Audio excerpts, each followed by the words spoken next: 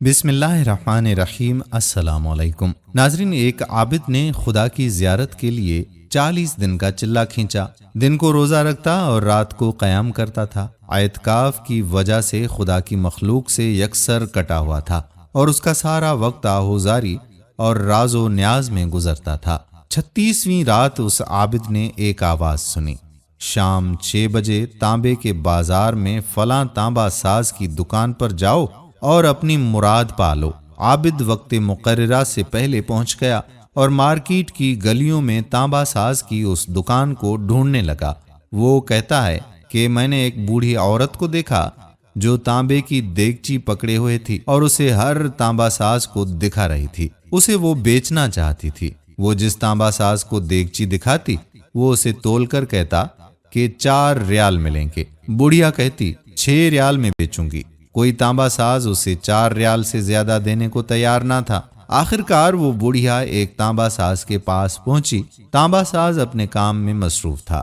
بوڑھیا نے کہا کہ میں یہ برتن بیچنے کے لیے لائی ہوں اور 6 ریال میں بیچوں گی، کیا آپ 6 ریال دیں گے؟ تانبا ساز نے پوچھا کہ صرف 6 ریال میں کیوں؟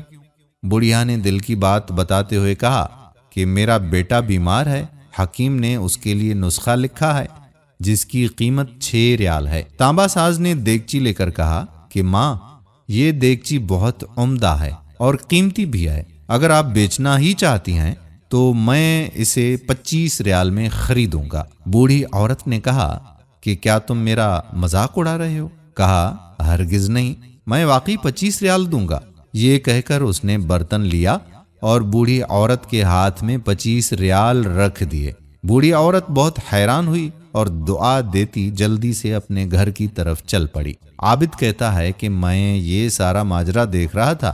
جب وہ بڑھیا چلی گئی تو میں نے تانبے دکان والے سے پوچھا کہ چچا، لگتا ہے آپ کو کاروبار نہیں آتا۔ بازار میں کم و بیش سبھی تانبے والے اس دیگچی کو تولتے تھے اور 4 ریال سے زیادہ کسی نے اس کی قیمت نہیں لگائی اور آپ نے 25 ریال میں اسے خریدا ہے۔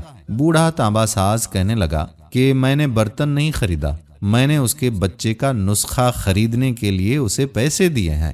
میں نے 1 ہفتے تک اس کے بیمار بچے کی دیکھ بھال کے لیے پیسے دیے ہیں۔ میں نے اسے اس لیے یہ قیمت دی کہ گھر کا باقی سامان بیچنے کی نوبت نہ آئے۔ عابد کہتا ہے میں سوچتا اور اس کو دیکھتا ہی رہ گیا۔